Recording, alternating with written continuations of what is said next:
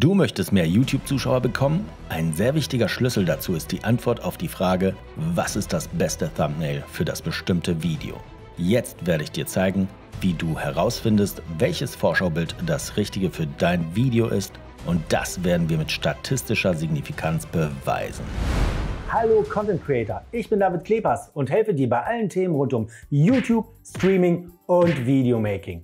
Hier findest du Tutorials für deinen Erfolg als YouTuber. Alle Infos zu diesem Video findest du wie immer in der Videobeschreibung. Und am Ende habe ich einen ganz besonderen Bonus für dich zusammengestellt, also unbedingt dranbleiben. Bevor wir uns daran machen, die Click-Through-Rate zu verbessern, um mehr Views zu erhalten, schauen wir uns einmal genau an, was die CTR oder die Klickrate der Impressionen ist, sowie wann wir von einer schlechten oder guten CTR sprechen können.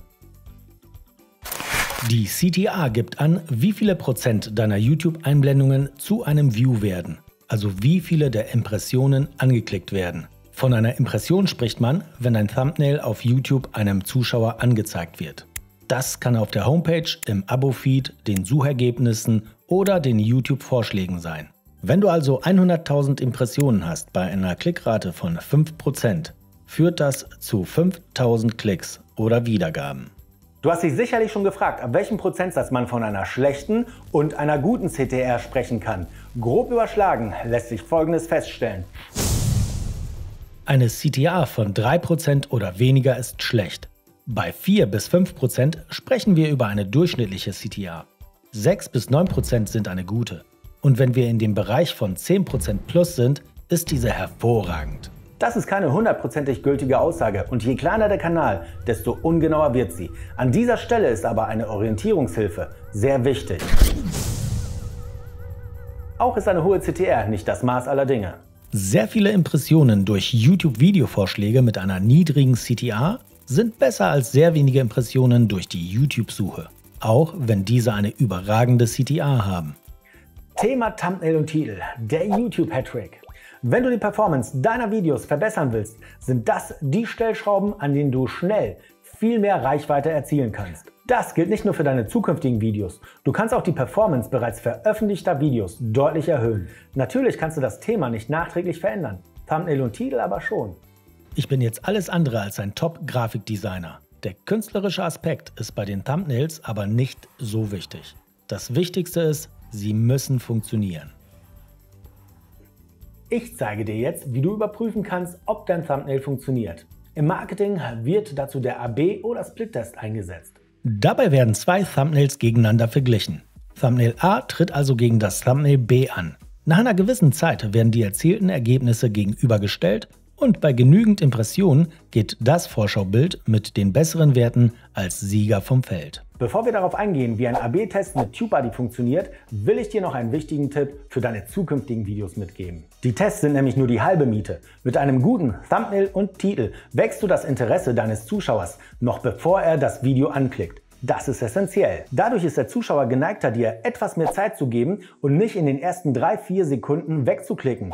Das ist eine äußerst wertvolle Situation. Jetzt kommt die Viewer Retention, also die Zuschauerbindung ins Spiel. Diese ist für YouTube sehr wichtig. YouTube möchte die Zuschauer so lange wie möglich auf der Plattform halten, um Geld mit Werbung zu verdienen. Wenn du Zuschauerbindung lieferst, wird YouTube dich mit mehr Impressionen belohnen. Diese kannst du dann mit einer hohen CTR in mehr Views konvertieren. Du musst also alles tun, um das Interesse deines Zuschauers aufrechtzuerhalten. Nutze zum Beispiel Special Effects, Cuts, Sounds, Transitions und vor allen Dingen guter Content. So geht langfristiger Erfolg. Doch jetzt machen wir einen AB-Test. Um den AB-Test erstellen zu können, musst du dich bei TubeBuddy anmelden und die Browser-Erweiterung installieren. Außerdem musst du die Legend-Version von TubeBuddy haben. Wenn du bis jetzt keine Bezahlvariante von TubeBuddy hattest, kannst du über meinen Link einen kostenlosen Probemonat erhalten. Wenn du Unterstützung zum Freischalten des kostenlosen TubeBuddy Probemonats benötigst, ich habe ein Video dazu erstellt, den Link findest du in der Beschreibung. Die AB-Tests werden über die TubeBuddy Homepage erstellt. Dazu gehst du oben rechts auf die Shortcuts, klickst auf Website Tools und hier findest du auch schon die Schaltfläche AB-Test. Um einen neuen Test zu erstellen, klickst du oben rechts auf Create AB-Test. Jetzt kannst du im rechten oberen Bereich immer sehen, an welchem Punkt der AB-Test-Erstellung du dich gerade befindest.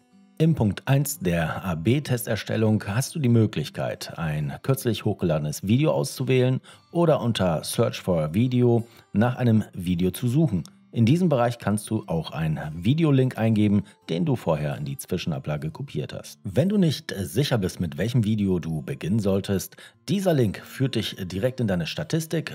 Dort werden alle deine Videos aufgelistet nach der Klickrate der Impressionen und du kannst dir dann hier ein Video aussuchen mit einer geringen Klickrate der Impressionen. Du solltest auch darauf achten, dass das Video genug Impressionen hat. So nutzt du die Hebelwirkung der Klickrate, um deine Views zu verbessern. Ich suche jetzt nach dem Video, für das ich den AB-Test erstellen möchte. Ich kriege hier jetzt die Vorschläge eingeblendet und kann das passende Video auswählen. In Part 2 der AB-Test-Erstellung habe ich die Möglichkeit der Wahl, was genau ich testen möchte. Beim Thumbnail-CTA-Test wird ausschließlich das Vorschaubild getestet. Der Metadata-Test bietet mir da schon deutlich mehr Optionen. Ich kann dort nicht nur das Vorschaubild testen, ich kann auch Titel und Beschreibung gegeneinander testen. Wenn ich mehrere Dinge zur gleichen Zeit teste, weiß ich nicht, was der ausschlaggebende Faktor war, der zu einer Verbesserung geführt hat. Ab hier ist auch Vorsicht geboten. Sobald ich Titel oder Beschreibung verändere, wird das Video von YouTube neu indexiert. Dabei fliegt es aus den Suchergebnissen. Das kann bis zu mehreren Stunden andauern. Ich würde es, speziell bei Videos, die gut performen, auf jeden Fall unterlassen. Titel und Beschreibung ändere ich nur bei Videos, die nicht funktionieren. Ich entscheide mich für den Thumbnail-CTA-Test und komme zum Punkt 3 des Setups. Hier kann ich auswählen, wie lang der Test gehen soll. Im linken Bereich kann ich mich für eine bestimmte Laufzeit in Tagen entscheiden. Das ist besonders geeignet für kleinere Kanäle mit weniger Impressionen und Views. Voreingestellt sind dort 14 Tage, das ist ein sehr guter Zeitbereich.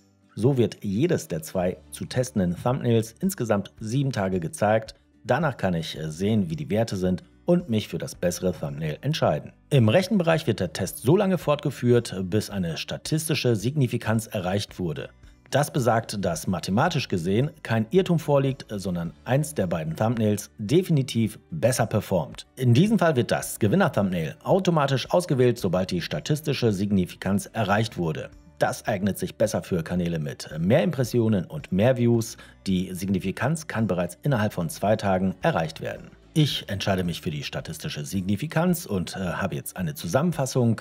Unter Punkt 3 kann ich auswählen, wann das Ganze gestartet wird.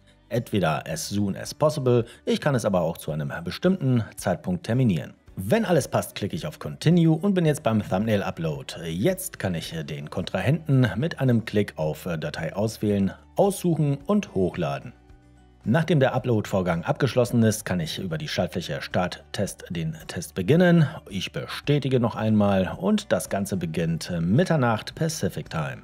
Mit einem Klick auf Manage lande ich in der Übersicht und sehe hier meinen neuen Test. Ich habe hier bereits einen Test, der die statistische Signifikanz erreicht hat. Er wurde automatisch beendet und das Original-Thumbnail wurde durch die Variation ersetzt. Wenn ich einmal drauf gehe, kann ich mir die ganzen Werte angucken und sehen, wo und wie das neue Thumbnail besser performt hat. Ganz oben sehe ich, mit welcher Wahrscheinlichkeit das Gewinner-Thumbnail besser ist. Dann kriege ich die ganzen Werte einmal angezeigt, die CTA, die Impression- und Klickverteilung, Watchtime per Impression. Ihr solltet euch das in aller Ruhe einmal selbst anschauen. Wichtig ist auch, das Gewinner-Thumbnail hat eine um 64,03% höhere Leistung erbracht. Zu beachten ist, Gerüchten zufolge arbeitet YouTube an einem eigenen AB-Test. Bis dahin ist TubeBuddy die einfachste und beste Möglichkeit, diese durchzuführen. Es ist sehr teuer, aber ich kaufe die Legend-Variante alle paar Monate, um meine Thumbnails auf Vordermann zu bringen. Solltest du diesen Preis nicht bezahlen wollen, gibt es auch andere Möglichkeiten. Diese sind aber entweder etwas ungenauer oder deutlich aufwendiger. Dazu werde ich noch ein weiteres Video machen. Den Link findest du später in der Beschreibung. Diese Informationen findest du in meinem kostenlosen Quick Guide Mehr Klicks und Watchtime im PDF- und Audiobook-Format. Ein kleines Dankeschön für meine Newsletter-Empfänger. Jetzt musst du noch alles über die YouTube-Tags erfahren, was die meisten Creator dabei falsch machen und wie du mit dem richtigen Einsatz der Metadaten durchstarten kannst. Okay, ihr Content Creators, ich bedanke mich für die Aufmerksamkeit und wünsche dir noch weiterhin viel Spaß und gute Unterhaltung. Denk dran, jetzt abonnieren, kein weiteres Video verpassen. Bis zum nächsten Mal. Tschüss.